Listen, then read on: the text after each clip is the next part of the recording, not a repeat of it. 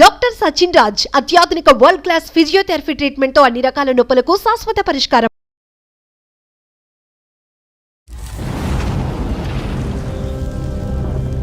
నేనున్న ఒక్క కొడుకుని సార్, నేను కాకపోతే ఎవరు చూసుకుంటారు సార్ పేరెంట్స్ ని? సార్ 10 ఏళ్ల జీవితంలోనే నాకు 100 ఏళ్ల జీవితం చూపించింది సార్. వృద్ధాప్యంలో ఉండేటటువంటి తల్లిదండ్రులను కాపాడవలసినటువంటి బాధ్యత ఏకైక కొడుకు మీద ఉండదా అమ్మా? డబ్బులు ఇస్తామంటున్నాం కదండి, డబ్బులతో అన్ని కొనుక్కుంటారా సునీత గారు? ఏం మాట్లాడుతున్నారండి? సిటీ లైఫ్ లో ఈ రోజు రేపు ఎవరో ముసలోళ్ళు నేరేసుకుని ఎవరో తప్పమ్మా సునీత. ఆ ముసలోళ్ళకి వస్తే ఎన్ని చెయ్యాలండి, ఎన్ని సాకరీలు చేస్తే అవుతాయి అన్ని. అయ్యో, రేపొద్దున్న మనం కూడా అదే పరిస్థితిలోకి వెళ్తాం సునీత. మనం ఇక్కడితోనే ఆగిపోమండి. మేమంత త్యాగమూర్తులో కాదు, మాకంత ఓపికలు లేవు. మీకు నమస్కారం. జీవితాంతం ఆ తల్లిదండ్రులు కొడుకుతో మాట్లాడకుండా ఎలా ఉండగలరమ్మా? ఏ కాలంలో ఉన్నారు మేడం మీరు? మీరు వాస్తవంలోకి రండి సార్. మేము బుద్ధి గడ్డి తిని నీ కాన్ఫరెన్స్ కాల్ కలపమన్నాం. నేనేం తక్కువడేం కాదు, మీ దగ్గర రావుడిలో నటించేస్తున్నాడేమో. ఈ రోజు నీకు గట్టిగా మేము మాట్లాడాలని అనుకుంటే కనుక అతన్ని ఇంటికి వచ్చాక పెన్నం మీద పెట్టి వేయించేస్తావని భయం మాకు. లేదో చెప్తున్నారు కదా, ఇదో ఎన్ని ఇంకేమన్నా ఉంటే చెప్పుకున్నారు, కాళ్ళ మీద పడి ఏడ్చి అప్పుడు రా, నీకు అప్పుడు ఉంది, నీకు ఇంట్లో రా, వచ్చాక చెప్తాను, ఇప్పుడు కాదు. వెల్కమ్ టు అందమైన జీవితం. నమస్తే కళ్యాణ్. నమస్తే జయ గారు. నమస్తే అమ్మా. పిల్లలు ఉన్నారమ్మా? వీళ్ళకి మనకు తెలీదు. పిల్లలు ఉన్నారు. హలో భాస్కర్ గారు. మేడం, ఎవరండి మీరు? నేను జయానండి. అందమైన జీవితం, సుమన్ టీవీ అందమైన జీవితం ప్రోగ్రామ్ నుంచి కాల్ చేస్తున్నాను. మేడం నమస్తే. మేడం నమస్తే అండి. మీరు మాకు మెయిల్ పెట్టారు, సో మీతో మాట్లాడదామనేసి కాల్ చేశాను. ఫ్రీ ఉన్నారా? మాట్లాడొచ్చు మేడం. రైట్. డాక్టర్ గారు కూడా ఉన్నారు. ఒక్కసారి మీ సమస్య ఏంటో ఒకసారి బ్రీఫ్గా చెప్తారా? తప్పకుండా మేడం. రైట్ సార్ నమస్తే భాస్కర్ గారు. నమస్తే. నమస్కారం సార్. చెప్పండి సార్, ఎవరిది సమస్య? సార్ సమస్య ఏంటంటే, ఎప్పుడైనా సరే మా పేరెంట్స్ పొరపాటున ఎప్పుడైనా మమ్మల్ని చూడాలని వస్తుంది సార్. వాళ్ళు పేరెంట్స్ ఎప్పుడైనా వచ్చినప్పుడు వాళ్ళని అసలు ఎట్లా అంటే రెస్పెక్ట్ కాదు కదా సార్, అసలు చాలా దారుణంగా చూస్తుంది సార్ వాళ్ళని. వాళ్ళు కూర్చున్నప్పుడు వాళ్ళ దగ్గర కూర్చొని, వాళ్ళ ఎదురుగా కూర్చొని కాలు మీద కాలేసుకొని కూర్చోవడం, వాళ్ళకి అట్లీస్ట్ ఏదైనా భోజనం పెట్టాలన్నా, టిఫిన్ చేయాలన్నా కూడా ఏంటమ్మా ఏమన్నా రెడీ అయిందా అంటే లేదు అక్కడ ఉంది పెట్టుకోపోండి అని చెప్పి వాళ్ళని అమర్యాదగా మాట్లాడటము. అది ఎట్లా అంటే మా పేరెంట్స్ వస్తే ఒకలాగా ట్రీట్ చేస్తున్నారు, వాళ్ళ పేరెంట్స్ వస్తే ఒకలాగా ట్రీట్ చేస్తున్నారండి. ఎంతసేపు నేను ఫోన్ లో మాట్లాడినా కూడా, ఈవెన్ మా పేరెంట్స్ దూరం ఉంటారు కాబట్టి అట్లీస్ట్ 2 days కోసారో 3 days కోసారో మనం కాల్ చేసుకొని మాట్లాడుకుంటాం కదా సార్, పేరెంట్స్ తో మాట్లాడుతుంటాము. సో అది తనకు నచ్చదు. అది ఎంతసేపు ఫోన్ మాట్లాడుతుంటే నీకేం అవసరం, ఊరికే ఎందుకు మాట్లాడతావు, ఇలాంటి క్వశ్చన్లు అండి. అంటే మా పేరెంట్స్ తో నాకు మాట్లాడుకునే స్వేచ్ఛ లేదా సార్ నాకు? ఎందుకంటే మీ పేరెంట్స్ ఏమన్నా తెలిసి తెలియకుండా ఏమన్నా ఈ అమ్మాయిని ఏమన్నా అన్నారా? ఏమన్నా ఆ విధంగా ఏమైనా మనస్తాపం చెంది వాళ్ళ మీద ఒక శత్రుత్వం పెంచుకుందా? ఏంటి కారణం? పెళ్ళైన కొత్తలో ఏమైనా ఇన్సిడెంట్స్ జరిగాయా? అలాంటిది ఏం లేదు సార్. ఎందుకంటే పెళ్ళైన కొత్తలో మేము అంటే ఒక 1 week 10 days అక్కడ ఉన్నాం. పెళ్ళైన తర్వాత జాబ్ ఇక్కడ ఉంది కాబట్టి మళ్ళీ జాబ్ లో జాయిన్ కావాలి కాబట్టి ఎంబటే 1 week 10 days లో వచ్చేసాము. ఈవెన్ మా పేరెంట్స్ దగ్గర మేము వెళ్ళినా లేకపోతే మా పేరెంట్స్ ఇక్కడికి రావడం వేళ్ల మీద లెక్క పెట్టుకోవచ్చు సార్. మరి తన పేరెంట్స్ తో వాళ్ళతో మాట్లాడుకుంటూ ఉంటారా? తన ఇంటికి తను మాట్లాడుకోవచ్చు, కానీ నేను మాట్లాడితే మాత్రం ఎందుకు ఊరికే మాట్లాడము? వాళ్ళు ఎప్పుడన్నా పొరపాటున ఎప్పుడన్నా వస్తే వాళ్ళని వెళ్ళిపోయేటట్టుగా మాట్లాడము. మరి మీ పేరెంట్స్ ఇంటికి మీరు వెళ్ళటం కానీ లేదంటే పండగకో పబ్బానికో మీ ఇద్దరు కలిపి వెళ్ళటం అదేమైనా జరుగుతుందా? అది కూడా ఆగిపోయిందా? అది కూడా ఆగిపోయింది సార్. ఏంటంటే ఇప్పుడు ఎంతసేపు వాళ్ళ పేరెంట్స్, వాళ్ళ చుట్టాలు, వాళ్ళ ఫంక్షన్స్, ఎంతసేపు వీళ్ళ చుట్టాలు సైడ్ ఇటు సైడ్ పోవడమే తప్పించి మా చుట్టాలకు కానీ మా పేరెంట్స్ దగ్గర కానీ వెళ్ళడం కానీ అసలు జరగట్లేదు సార్. సరే అట్లయినా సరే వీళ్ళు నా వాళ్ళే, వీళ్ళు నాకు పేరెంట్స్ తో సమానం అని చెప్పేసి నేను అట్లయినా సరే అందరూ మన వాళ్ళే అని చెప్పి నేను కలుపుకోయేవాడిని సార్. కానీ ఇటు వరకు వచ్చేసరికి ఏంటంటే అవసరం లేదు. 10 years నుంచి ఇదే పద్ధతి అండి, లేకుంటే మధ్యలో మారారా ఆవిడ ఇట్లా? మొదటి నుంచి ఇదే ధోరణండి. కాల్ కట్ చేశారండి, నేను చూసుకోకుండా రెగ్యులర్ షెడ్యూల్ లో పడిపోయి ఆఫీస్కి వెళ్ళిపోయాను. మళ్ళీ నా వర్క్ చేసుకున్న తర్వాత సాయంత్రం నాకు కాల్ వచ్చిందండి. మళ్ళీ సాయంత్రం కాల్ వచ్చి కాల్ లిఫ్ట్ చేస్తే ఏంట్రా నువ్వు ఇలా కాల్ లిఫ్ట్ చేయలేదు, మార్నింగ్ ఇలా జరిగింది, నాన్నకి బీపీ షుగర్ అంతా డౌన్ అయిపోయింది, స్ట్రోక్ రావడం జరిగింది, హాస్పిటలైజ్ అయినారు అని చెప్పి నాకు మళ్ళీ ఈవినింగ్ నాకు కాల్ చేస్తే తెలిసిందండి. ఎందుకంటే మార్నింగ్ కాల్ చేశారని చెప్పారు, నేను ఆ కాల్ చేశారని చెప్పారు, మా వైఫ్ కూడా చెప్పలేదండి. అక్కడ బానే ఉన్నారు నాన్నగారు? ఇప్పుడు వెళ్ళాను గుడ్ అండి. ఇప్పుడు అక్కడ అక్క వాళ్ళు కొంచెం దగ్గరలో ఉంటారు కాబట్టి వాళ్ళు వెళ్ళి చూసుకున్నారు. వాళ్ళు మరి ఇప్పుడు అడిగారా ఏంటంటే ఈ ఏమని? టైంలో ఆడపిల్లలు, ఈ టైంలో మా అక్కలు వెళ్ళారు, వాళ్ళ హస్బెండ్స్ వాళ్ళ డ్యూటీలో ఉన్నారు. ఆడపిల్లలు ఈ టైంలో అసలు ఈ కోవిడ్ సిచ్యువేషన్ లో వాళ్ళని తీసుకెళ్లారో రావడం ఎంత ఇబ్బందిగా ఉంటుంది. అదే కనుక నా వైఫ్ నా కాల్ వచ్చింది అని ఒక మాట చెప్పుంటే నేను ఏదో ఒక రకంగా కాల్ మాట్లాడి ఫ్రీడమ్ లో మాట్లాడైనా ఏంటి ఎమర్జెన్సీ అని చెప్పి మాట్లాడి నేను హాస్పిటల్ కి సాయంత్రం లోపు మధ్యాహ్నం లోపు వెళ్ళిపోయేవాడిని కదా సార్. ఎంత ప్రాబ్లం అయిపోయాయి సార్. నేను ఉన్న ఒక్క కొడుకుని సార్, నేను కాకపోతే ఎవరు చూసుకుంటారు సార్ పేరెంట్స్ ని? కేవలం నేను పెళ్లికి ముందు మన ఇద్దరమే ఉందాం, మన జీవితంలో ఎవరి జోక్యం ఉండదు అనేటటువంటి ఏకైక మాట పట్టుకుని ఈరోజు సునీత ఇలా వ్యవహరిస్తుందా అనేటటువంటి దానికి మనకు కొద్ది క్లారిటీ కావాలి భాస్కర్. అంటే ఆ అమ్మాయి కేవలం ఒక ప్రైవసీ గురించేనా? ఆ అమ్మాయి కేవలం మీ తల్లిదండ్రులతోనే ఇలాగే ప్రవర్తిస్తుందా, లేదంటే అందరితోనే తనకి సోషల్ కాంటాక్ట్స్ తక్కువ, మీ ఇంట్లోకి ఎవరు రాకూడదు, మీరు ఎవరి ఇంటికి వెళ్ళకూడదు అనేటటువంటి ఆలోచన శైలా? కేవలం మీ తల్లిదండ్రుల మీద ఎందుకు ఈ టార్గెట్? కేవలం మా తల్లిదండ్రులు వాళ్ళ విషయం వాళ్ళతో మాట్లాడినప్పుడు కానీ వాళ్ళు వచ్చినప్పుడు కానీ ఏదో ఒకటి జరుగుతుంది సార్.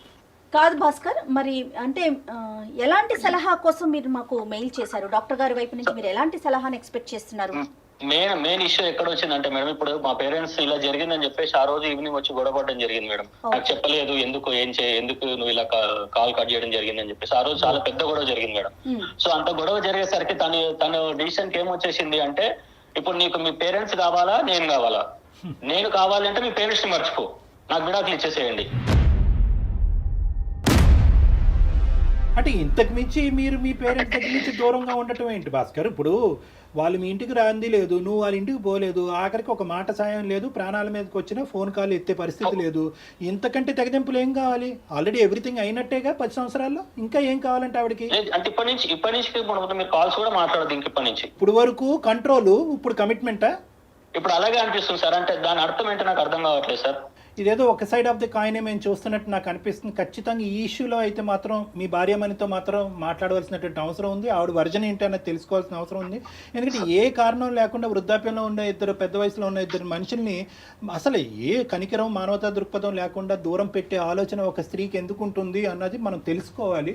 అంటే అవకాశం ఉంటే 10 ఏళ్ల జీవితంలోనే నాకు 100 ఏళ్ల జీవితం చూపించింది సార్. ఆమె గయాలితనం అట్లా ఉంటుంది. ఆమె నోట్లో నోరు పెట్టకపోతే ఎంత బాగుంటే అంత దూరం ఉంటే అంత మంచిగా ఉంటుంది సార్. కాదండి, తను ఏం చేస్తుంటారు? హౌస్ వైఫ్ అయినా? తను జాబ్ చేస్తారు మేడం. ఒకసారి ఏమన్నా మాట్లాడొచ్చా భాస్కర్? సార్ నేను ప్రయత్నం చేస్తాను సార్. నేను ఒకసారి కాల్ కలుపుతాను, మీరు కూడా ఒకసారి మాట్లాడండి సార్ తనతో. పర్వాలేదా? నో ప్రాబ్లం కదా? అంటే జస్ట్ అసలు ఆవిడ వర్షన్ ఎలా ఉందని తెలుసుకోవటం కోసం. ఓకే సార్, కాల్ కల్పండి. ఏంటి డాక్టర్ గారు, అంటే మనం ఇప్పుడు అతను కావాలి, అతన్ని కని పెంచి ఇక్కడ దాకా తీసుకొచ్చిన తల్లిదండ్రులు వద్దా? రేపొద్దున్న మరి మన పిల్లలకి మనం ఏం చెప్తాం? అంత దూరం ఆలోచించరు కదా, ఇక్కడే స్టోరీ. తాత చెప్ప తరతరాలు అంటారు. హలో హలో, ఏం చేస్తున్నావు? ఏదో చేస్తున్నాను. ఏంటి ఇప్పుడు? ఏం చెప్పండి. పిల్లలు ఏం చేస్తున్నారు? ఆన్లైన్ క్లాసులు జరుగుతున్నాయి కదా, కూర్చున్నారు అక్కడ. వాళ్ళు తెలుసు కదా, మళ్ళీ నన్ను అడుగుతావేంటి? అయ్యో ఏంటి, ఎందుకు చేసావు? చెప్తాను సరే. నేను ఇక్కడ సార్ని డాక్టర్స్ దగ్గరకు వచ్చాను, సైకాట్రిస్ట్ డాక్టర్ దగ్గరకు వచ్చాను. మన సమస్య గురించి ఒకసారి సార్ కూడా మీతో మాట్లాడుతా అన్నారు. మీతోని నేను ఎందుకు మాట్లాడాలి వాళ్ళతో? వాళ్ళెవరు? నాకేం సంబంధం వాళ్ళతోటి? నువ్వు వెళ్ళవు, నువ్వు విను. నువ్వు వాళ్ళు ఏం చెప్తారో నువ్వు విను. కాదమ్మా, కాదు సునీత గారు. ఓకే, ఆ నలుగురిని చేరేస్తున్నావు అన్నమాట ఇప్పుడు. సునీత గారు ఏంటో వినుకాస్తా నువ్వు. కదమ్మా, ఒక్క సెకండ్ అమ్మా. అమ్మ సునీత, నమస్తే అమ్మ. నా పేరు డాక్టర్ కళ్యాణ్ చక్రవర్తి అమ్మ. నేను మానసిక వైద్య నిపుణుడిని ప్లస్ రిలేషన్షిప్ కౌన్సిలర్ని. నాతో పాటు జయ గారు కూడా ఉన్నారు, సీనియర్ యాంకరు. అంటే ఏంటండి చెప్పండి, ఏంటి ఇప్పుడు ఏ వినాలి నేను ఇప్పుడు? అమ్మ నీ జీవితం. సునీత గారు, మీతో మేము ఏం మాట్లాడలేదండి, అప్పుడే మీరు ఏం వినాలి అనే ప్రశ్న వేసేస్తున్నారు. ఒక్క క్షణం అండి, కొంచెం టైం ఇవ్వండి ఒక్కసారి. చెప్పండి. కాదు సునీత గారు, ఏదో చిన్న డిస్టర్బెన్స్ నడుస్తోందని చెప్పి భాస్కర్ గారి ద్వారా మాకు తెలిసింది. అంటే మేము మధ్యలో వచ్చే ప్రయత్నం కాదు, కానీ అసలు జరిగిన సమస్య ఏంటి, ఎక్కడ మీరు హట్ అవుతున్నారు అనే కోణం తెలుసుకుందామని అంతే. ఎవరిని కూడా కించపరిచేటటువంటి ఉద్దేశం కానీ ఎవరి వైపు వేలెత్తి చూపెట్టేటటువంటి ఉద్దేశం కాదు. భాస్కర్ గారు ఏంటంటే మనస్తాపం చెంది 10 సంవత్సరాలు మా జీవితంలో ఒక ప్రాబ్లం వచ్చిందండి, కంటిన్యూస్గా అది నడుస్తూనే ఉంది. ఏం చెప్పుకున్నాడు ఆయన మీ గురించి? నా గురించి మీ దగ్గర నాకు తెలియదు కదా. ఏం కంప్లైంట్ చేశాడు ఇప్పుడు నా అన్ని గురించి? కంప్లైంట్ కదమ్మా, అన్ని విషయాల్లో మా భార్య పర్ఫెక్ట్ అండి. ఎక్కడ వేలెత్తి చూపేది లేదనే చెప్పారమ్మా మీ గురించి. మా అమ్మ నాన్న విషయం వస్తే కనుక అగ్గిలం మీద గుగ్గిలం అవుతుందండి. ఫోన్ లేదు, కాంటాక్ట్ లేదు, ఇక్కడికి వెళ్ళటం లేదు, అక్కడి నుంచి ఇక్కడికి రావటం లేదు. వాళ్ళ తల్లిదండ్రులకు సంబంధించినటువంటిది ఒక న్యాయం, మా తల్లిదండ్రులకు సంబంధించినటువంటి ఒక న్యాయం. ఆడ పేరెత్తితే నేను ఎందుకు మండిపడతానండి? ఈయన ఏం చేశాడో మీకు తెలియదు, నా గురించే చెప్తే నేను చేసేది నేను మాట్లాడితే మీ అందరికీ కనపడతాను. ఇప్పుడు కూడా అందుగురించి మీరు నాకేదో చెప్తామని చూస్తున్నారు. అందుగురించే ఈ కాల్ చేసాం. నీ వర్జన్ వినాలనే ఉద్దేశం. నువ్వు కోపంగా ఉన్నావు, గట్టిగా మాట్లాడుతున్నావు, మేమేమి అది తప్పుగా భావించట్లేదు. మీ మనసు మీకున్నటువంటి టెన్షన్స్ మీకున్నాయి. కానీ దయచేసి ఒక 2 నిమిషాలు ఇతను ఈ విధంగా ఎందుకు మాట్లాడాడు అన్నది మీ వర్జన్ చెప్పండి అమ్మా. ఏమయ్యా ఇప్పుడు నువ్వేం చెప్పావు? అప్పుడు నువ్వు పెళ్ళప్పుడు నువ్వేం చెప్పావు చెప్పు. మన ఇద్దరమే ఉంటాము, ఎవరు ఉండరు, ఇన్ని ప్రేమగా చూసుకుంటాను అని చెప్పావా లేదా అప్పుడు? మరి ఇప్పుడేమో 10 ఏళ్ళు కూడా అవ్వకుండానే నువ్వు మళ్ళీ వాళ్ళని తీసుకొచ్చి నన్ను ఎత్తి మీద ఎత్తానంటే నేనేం చేయాలి? నేను ఊరికే కూర్చున్నానా? పొద్దున్నే ఆరోగ్యం వాళ్ళకి ఇప్పుడు ఆరోగ్యం బాగాలేదు, వాళ్ళని చూసుకోవడానికి వాళ్ళ కొడుకు కాకపోతే ఎవరు చూసుకుంటారు వాళ్ళని? వాళ్ళ ఆరోగ్యం బాగాలేకపోతే అక్కడ ఎలా వదిలేస్తారు వాళ్ళని? ఎవరో ఒకరు చూసుకుంటారు. మనుషులు పెట్టు. ఇప్పుడు నేను ఇక్కడికి తీసుకొస్తే నేను మాత్రం ఎక్కడ చూస్తాను? సాయంత్రం పొద్దున్న వెళ్ళిన దాన్ని సాయంత్రం 5-6 కానీ ఆ ఉద్యోగం అవ్వదు. ఇంటికి వచ్చేటోడికి 7 అవుతూ ఉంటే మా పిల్లల్ని చూసుకోవడానికి 2 గంటలు సరిపోవట్లేదు అక్కడ. నువ్వు వాళ్ళని తీసుకొచ్చి పెడతానంటే ఇప్పుడు మనుషులు పెట్టి చూపించాలి తప్ప నేను చూసే టైం గానీ నా పిల్లల్ని పెంచుకోవడానికి నాకు టైం లేదు. ఆ మనుషులు లేదు, అక్కడే పెట్టుకో అక్కడ డబ్బులు ఇచ్చేస్తాం కదా. అమ్మ సునీత, కేవలం అప్పుడు పెళ్లికి ముందు ఆ మాట అలా అన్నాడనే ఉద్దేశంతోనే నువ్వు ఈ రోజు ఇలా ఉన్నావమ్మా? మాకు 1,00,000 ఉన్నాయి సార్ ఇక్కడ. మాకు తెల్లారి లేసి మేమిద్దరం బయటికి వెళ్ళి ఇంటికి వస్తేనే గానీ కుదరదు. పొద్దున్న సాయంత్రం పిల్లల్ని చదివించుకోవాలా, వాళ్ళని ఎలా పెంచుకోవాలి, పొద్దున్నే లెగాలి, ఇంట్లో వంటలు చేసుకోవాలి, పనులు ఇవే సరిపోతున్నాయి. కానీ మధ్యలో ఈ కరోనాలు దరిద్రాలు ఇవి ఒకటి సచ్చినాయి కదా. ఇప్పుడు అలా కదమ్మా, కరోనా ఉండొచ్చు సునీత గారు, కరోనా ఉండొచ్చు, ఏదన్నా ఉండొచ్చమ్మా. కానీ వృద్ధాప్యంలో ఉండేటటువంటి తల్లిదండ్రులను కాపాడవలసినటువంటి బాధ్యత ఏకైక కొడుకు మీద ఉండదా అమ్మా? డబ్బులు ఇస్తామంటున్నాం కదండి. డబ్బులతో అన్ని కొనుక్కుంటారా సునీత గారు? ఏం మాట్లాడుతున్నారండి? సారీ అండి ఇట్లా అంటున్నందుకు. ఎవరో సిటీ లైఫ్ లో ఈ రోజు రేపు తెల్లారు లేసి ఎవరికాళ్ళు ఉద్యోగాలు చేసుకుంటా సాయంత్రం నైట్ అయిపోయి ఇంటికి వచ్చేటప్పటికి ఎవరో ముసలోళ్ళు మేరేసుకుని ఎవరో చూడట్లేదండి. ముసలోళ్ళు అదే మాట అనుకోమ్మా. రేపొద్దున్న మనం కూడా అదే పరిస్థితిలోకి వెళ్తాం సునీత. మనం ఇక్కడితోనే ఆగిపోమండి. మానవత్వం మంట కలిసిపోలేదమ్మా, అర్థం చేసుకో. వాళ్ళలాగా మేము వచ్చి మీరు పడవండి, పిల్లల మీద మేము పడవు, వాళ్ళు వచ్చి పడతారేమో, మేము వచ్చి పడవు. మా ప్లాన్లు మాకు ఉంటాయి. రేపొద్దున అమ్మ వృద్ధాప్యం అనేటటువంటిది ఎక్స్క్లూజివ్ గా భాస్కర్ తల్లిదండ్రులకు కాదు, మీ తల్లిదండ్రులకి వృద్ధాప్యం వస్తుంది, మీకు వృద్ధాప్యం వస్తుంది. రేపొద్దున పెద్ద అయిన తర్వాత మీ పిల్లలు కూడా వాళ్ళ భార్యలు అంటారు, అరే డబ్బులు పడేసారా ఎందుకు పోయి చూసేదని అంటారు వాళ్ళ భర్తలతో. అది ఓకేనా మీకు? అదే చెప్తున్నానండి. ఇప్పుడు వాళ్ళు మా అమ్మ నాన్న గురించి నేనే వాళ్ళని విడిగా చూసుకోవట్లేదు. వాళ్ళు చూసుకోవాలని నాకు ఉంది. వాళ్ళు పెద్దోళ్ళు అయిపోయారు కానీ నేను వాళ్ళని చూసుకోవట్లేదు.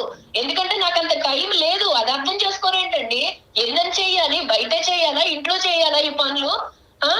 ఈయన వచ్చేసి ఆయనకేమో ఇంట్లో పనులు ఏముండవు, బయట పనులు ఆయనతో సమానంగా నేను చేస్తున్నాను. ఆ ముసలోళ్ళకి వస్తే ఎన్ని చెయ్యాలండి? ఎన్ని సాకరీలు చేస్తే అవుతాయి అన్ని? వచ్చి కూర్చుంటే అయిపోయింది అనుకుంటున్నారా? కానీ మీరు ముసలోళ్ళు అనే ఆ పదాన్ని మాత్రం ఆపుకోలేకపోతున్నారండి సునీత గారు. అది వినటానికి కూడా చాలా బాధ అనిపిస్తోందమ్మా. ఉన్నప్పుడు ఆరోగ్యంగా ఉన్నప్పుడు వేరే వాళ్ళు లేందే మీ భర్త వచ్చారా, లేకుంటే మీ తల్లిదండ్రులు లేందే మీరు వచ్చారా? ఒక్కసారి ఆలోచించండి. ఏ కాలంలో ఉన్నారు మేడం మీరు?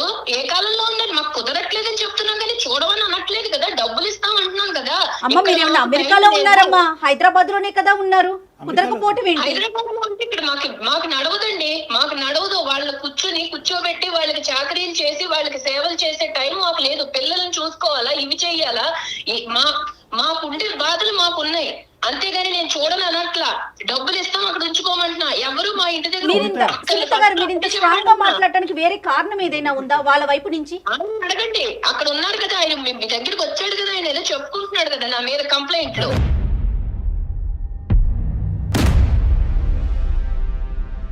సునీత నీకు చేసింది ఏంటంటే ఈ విధంగా కేవలం వృద్ధాప్యంలో ఉండేటటువంటి వ్యక్తులకి పోషించడానికి మాకు టైం లేదన్నది ఒక్కటే కారణమా, లేదంటే వీళ్ళ తల్లిదండ్రులు ఏమన్నా నీకు తప్పుగా ప్రవర్తించారా, ఇబ్బంది పెట్టారా?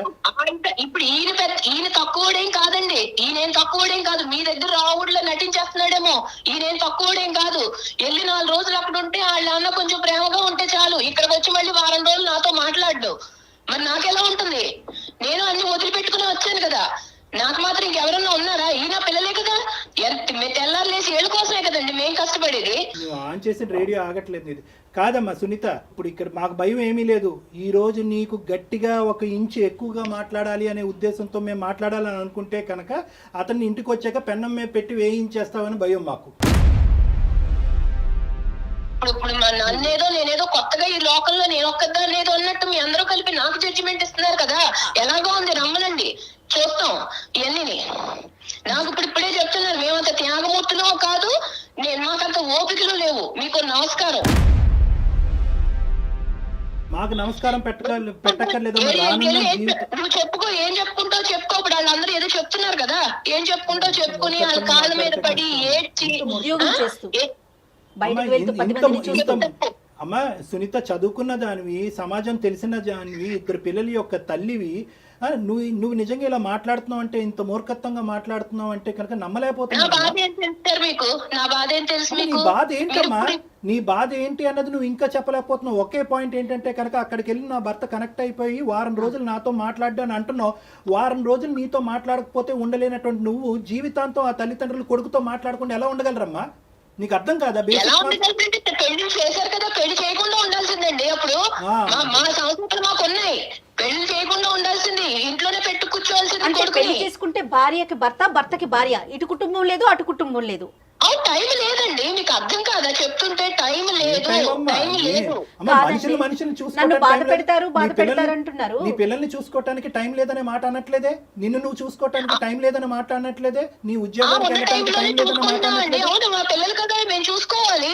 మా పిల్లలు చిన్నపిల్లలు కాబట్టి మేము చూసుకోవాలి. వాళ్ళ చదువులు చెప్పించాలి. వాళ్ళు రేపొద్దున కాళ్ళ మీద నిలబడ్డాక మేము వెళ్ళి వాళ్ళ మీద కూర్చోకూడదు కదా. ఇంతేనమ్మా మానవ సంబంధాలు. ఎవరిని వాళ్ళు పోషించుకుని వాళ్ళ పిల్లల్ని చూసుకోవటమే మానవ సంబంధాలు. మన అవసరం తీరిన తర్వాత తల్లిదండ్రులను తీసుకెళ్లి ఓల్డేజ్ హోమ్స్ లోని వృద్ధాశ్రయాలు పడేయటమైనా. ఇందుకేనమ్మా ఉమ్మడి కుటుంబాలు నాశనం అయిపోతున్నాయి. ఇందుకే ఉమ్మడి కుటుంబాలు నాశనం అయిపోతున్నాయి. మీరు వాస్తవంలోకి రండి సార్, చెప్పుకోవడానికే బాగుంటాయి ఉమ్మడి కుటుంబాలు. వాస్తవంలో మీరు మాట్లాడితే అప్పుడు మీకు తెలుస్తుంది. డబ్బులు పడేస్తే అన్ని కొనుక్కోవచ్చని అనుకోవద్దమ్మా సునీత. డబ్బులు పడేస్తే అన్ని కొనుక్కోవచ్చు. రానున్న రోజుల్లో నీ స్థానాన్ని ఆలోచించలేకపోతున్నావు కాదు. మేము బుద్ధి గడ్డి తిని నీ కాన్ఫరెన్స్ కాల్ కలపమన్నాం. మాకు అయిపోతుంది ఇక్కడ. మేము 10 నిమిషాలు నిన్ను భరించలేకపోతున్నాం. తప్పుగా నేను ఎవరితో ఇలా మాట్లాడలేదమ్మా. కానీ నీ మాట మిమ్మల్ని శారీరకంగా హింసిస్తున్నారా, మానసికంగా హింసిస్తున్నారా? ఏం బాధపడుతున్నారో మీరు? మేము అనుకున్నట్టు ఆయన ఉండడు సార్, ఉండడు. తెల్లారు లేచి వాళ్ళ పాటే అమ్మా నాన్న ఏమైపోతున్నారు, ఇక్కడ మీ పిల్లలు ఏమైపోతున్నారు ఆయనకి అక్కర్లేదు. కాదమ్మా సునీత, ఒక్కసారి కొంచెం నిదానంగా ఆలోచించండి. ఇవాళ రేపు పెద్దవాళ్ళు లేక ఉద్యోగాలు చేసే ఆడవాళ్ళం ఎంత నలిగిపోతున్నాం కదా. అది మీ సైడ్ కావచ్చు, అతని సైడ్ కావచ్చు. ఒక పెద్దవాళ్ళు అమ్మో, అమ్మమ్మో, నాయనమ్మో ఎవరన్నా ఒకరుంటే రేపొద్దున మన పిల్లలకి ఆసరా కాదు. మాకు ఎక్స్ట్రా పని తప్ప వాళ్ళ వల్ల మాకు ఉపయోగం లేదు. అసలు ఒక్క నిమిషం 1 మినిట్ కూడా ఈ రోజు నుంచి నెక్స్ట్ రోజు గురించి ఆలోచించలేకపోతున్నాము. నీకు broad minded thinking, futuristic thinking లేదు. సారీ, నిన్నేమి నిందించట్లేదు, కానీ ఒక్క మాట నా బాధ కూడా మీరు అర్థం చేసుకుని చెప్పుంటే బాగుండేది. అదే కదమ్మా, అదే కదా తల్లి. భాస్కర్ ఫోన్ చేసినప్పుడు ఏంటయ్యా ఇలా మాట్లాడుతుంది, ఒక ఆడది అలాగే ఎక్కడ ప్రవర్తించేటటువంటి దానికి దాఖలాలే లేవు అని చెప్పి పొగుడుతున్నాడు నీ భర్త నీ గురించి. అన్ని ఇష్యూస్ లో బాగుందండి ఇది అది అని చెప్పి నీ నోటి ద్వారానే ఈ రోజు నువ్వు నీ జీవితాన్ని చండాలం చేసుకున్నావు అమ్మా. ఇప్పటి వరకు నీ మీద బాధ చెప్పుకుంటే మీకు అలా అనిపిస్తుంటే నేనేం చేయలేను కదా. నా బాధ ఇది నా బాధ. ఈ మనిషి మీ ఇంట్లోంచి వాళ్ళ తల్లిదండ్రులు బాగోగులు తెలుసుకోవటం గురించి దొంగతనంగా ఫోన్ మాట్లాడవలసిన అవసరం ఏముందమ్మా? అతను నిజం చెప్తున్నాడు, అబద్ధం చెప్తున్నాడు, పోనీ దీనికన్నా చెప్పు. అవునండి, వాళ్ళు మాట్లాడుకునేది ఏంటనుకుంటున్నారు? నా గురించి చెప్పుకోవడమే తప్ప వాళ్ళు మామూలుగా మాట్లాడుకోరు సార్. నేను ఎందుకు ఊరికే వద్దంటాను, ఎందుకు చెప్తాను? దాంట్లో అక్కడ జరిగేవి ఏంటంటే ఇక్కడ నేనేం చేస్తున్నాను, నా గురించి కంప్లైంట్లు చెప్పడమే అతనికి పని, వేరే పని ఏమీ లేదు. అక్కడి నుంచి వాళ్ళు ఆయన చెప్పినట్టు ఈయన నడుచుకుంటాడు ఇక్కడ. No, మీకేం అదే- తెలుసు ఎన్ని? అమ్మ అదే ఉద్దేశంతో మీకేం తెలుసు? అదే ఉద్దేశంతో మొన్న ఫోన్ కాల్ కట్ చేసావు. అతని ప్రాణాల మీకు వచ్చుంటే అమ్మ, పెద్ద ఆయన ప్రాణాల మీకు వచ్చుంటే ఈ రోజు బతికి నాకేం బయట తెలుసండి వాళ్ళు ఎందుకు చేశారో నాకేం తెలుసు. రోజు ఈ చర్చా కార్యక్రమాలు పెట్టుకుంటారని నేను కట్ చేశాను, అంతేగాని ఆయన ఒంట్లో బాలేదని నాకు తెలుసా? తెలిస్తే కట్ చేస్తానా? కాదా మరి ఆ పెద్ద ఆయనకి ఏమైనా జరుగుంటే, దగ్గరలో ఆడపిల్లలు ఉన్నారు కాబట్టి హాస్పిటల్ ఏం జరగదులేండి, ఎప్పట్లో ఏం జరగదు, ఏం జరగదు. దివ్య భవిష్యవాణి ఏదో అంటారు, అన్ని ఉన్నట్టున్నాయమ్మా నీ దగ్గర అన్ని. అమ్మా ఐఎమ్ సారీ అమ్మా, అన్ని. జీవితం అంటే ఇది కాదమ్మా. భాస్కర్ ఇంకా సేపు వెళ్ళి మేము మాట్లాడితే నీ సిచ్యువేషన్ ఇంకా డిటీరియేట్ అయ్యేటట్టుంది. అందమైన జీవితం యొక్క పర్పస్ ఏంటంటే ఉన్న స్థితిని అలాగన్నా ఉంచాలి, లేదంటే కరెక్ట్ చేయాలి. ఉన్న స్థితిని దిగ్గజార్చేటటువంటి ఉద్దేశం మాకు లేదు. పెనం మీద నుంచి పొయ్యిలో పడే పరిస్థితిని మేము తీసుకురాం మిమ్మల్ని. మేము సారీ అండి సునీత గారు, సారీ అమ్మా. ఏం చెప్తారు వాళ్ళు ఏదో చెప్తున్నారు కదా, ఇను ఎన్ని ఇంకేమన్నా ఉంటే చెప్పుకున్నారు, కాళ్ళ మీద పడి ఏడ్చి అప్పుడు రా, నీకు అప్పుడు ఉంది, నేను నీకు ఇంట్లో రా, వచ్చాక చెప్తాను, ఇప్పుడు కాదు చెప్తాను రా కానీ అప్పుడు. భాస్కర్ సార్ ఇదే సార్ తన వర్షన్. దీన్ని వర్జన్ అంటారయ్యా, దీన్ని వర్జన్ అంటారా? నువ్వు 10 సంవత్సరాలు భరిస్తూ ఒక్కొక్క మెట్టు దిగుతూ తల్లిదండ్రుల్ని దూరం పెట్టుకుంటూ వాళ్ళని ఇబ్బంది పెట్టి నువ్వు ఇబ్బంది పడుతూ ఇదంతా నువ్వు చూసేటటువంటి పిల్లలు ఏమి నేర్చుకుంటారు? రైట్, ఓకే, అమ్మకి నాన్నకి కూడా ఇదే సినిమా చూపెడదాం రానున్న రోజుల్లో అని చెప్పి నీ కొడుకులు అనుకోరా? భాస్కర్ గారు సార్ పెళ్ళైనంత మాత్రాన మొత్తం అంతా పూర్తిగా భార్యకు లొంగి ఉండాలా సార్? ఆ ప్రశ్న మీరు ఇప్పుడు కాదండి, 10 ఏళ్ల క్రితం మాట్లాడాల్సిన ప్రశ్న ఇది. 10 ఏళ్ళండి భరించేది. Starting trouble, ending trouble. Starting trouble ని సెట్ చేసుకోకపోతే ఎండింగ్ ట్రబుల్. ఏంటి కళ్యాణ్ గారు, అసలు ఆవిడ వర్షన్ ఏంటండి? ఎటువైపు ఆలోచించట్లేదు తను. ఆవిడకి ఏదో ఒక విచిత్రమైనటువంటి వ్యక్తిత్వపరమైనటువంటి లోపం ఉందబ్బా. పర్సనాలిటీ డిసార్డర్స్ అంటారు వీటిని. ఏం చేయమంటారు సార్? నాకు ఒక మంచి సొల్యూషన్. అంటే ఎలాంటి డెసిషన్ తీసుకుందాం అనుకుంటున్నారు భాస్కర్ మీరు? నేను కావాలంటే వాళ్ళని వదిలేయండి. ఓకే, తన వర్షన్ కాదు, ఇక్కడ కూడా మీరు తన వర్షనే చెప్తున్నారు, మీ వర్షన్ చెప్పండి. ఇక నేను భరించలేను మేడం. నేనైతే వదిలేద్దామని డిసిషన్ తీసుకుందాం అనుకుంటున్నాను. విడిపోవాలనేటటువంటి ఉద్దేశంతో మేము చెప్పట్లేదు, కానీ అది నిజంగా మీరు చేసి చూపెట్టాలి. అంటే నేను ఇంకా భరించలేకపోతున్నాను అనేటటువంటి దానికి యాక్షన్ ప్లాన్ కావాలి. ఇక్కడ తల్లిదండ్రుల్ని కాపాడుకోవటం అనేది మీ బాధ్యత. రేపొద్దున మీ పిల్లల్ని మిమ్మల్ని చూస్తారా చూడరా అనేటటువంటి అంశం తర్వాత పెట్టండి. మీ తల్లిదండ్రులు మీకేం అన్యాయం చేయలేదు, మీకేమీ తక్కువ ఇవ్వలేదు. మీ తల్లిదండ్రులు ఎప్పటికీ కూడా మమకారం ప్రేమతోనే మిమ్మల్ని ఇప్పటి వరకు పెంచి పోషించారు.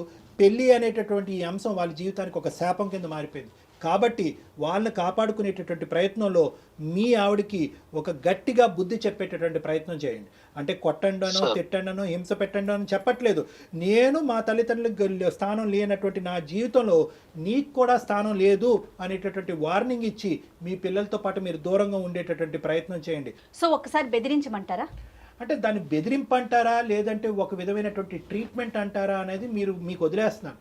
అంటే ఆవిడకు ఒక శిక్ష పడాలి అంటే కనుక కుటుంబం అనేటటువంటిది ఎప్పుడు కూడా నీ చెప్పు చేతల్లో నీ కాళ్ళ కింద చెప్పులాగే ఉంటారు అని అనుకోవద్దు. నాకు ఒక అహంకారం ఉంది, నేను ఒక మగాడిని, నేను ఒక ఇద్దరు తల్లిదండ్రులకు ఒక కొడుకుని, నేను మగాడిని అనేటటువంటి ఆలోచనతో, అంటే మగ ఆడిన అనేటటువంటిది నేను వ్యత్యాసం చేయట్లేదు, కానీ ఆవిడకి ఈ యాంగిల్ చూపెట్టాలి అంటే, మీ విలువను తెలియజేయమంటున్నారు. మీ విలువను తెలియాలి అంటే కనుక దూరంగా ఉండి కొంతకాలం మీరు లేనటువంటి లోటునే ఆవిడకి అర్థమయ్యేటటువంటి విధంగా చూపెట్టండి.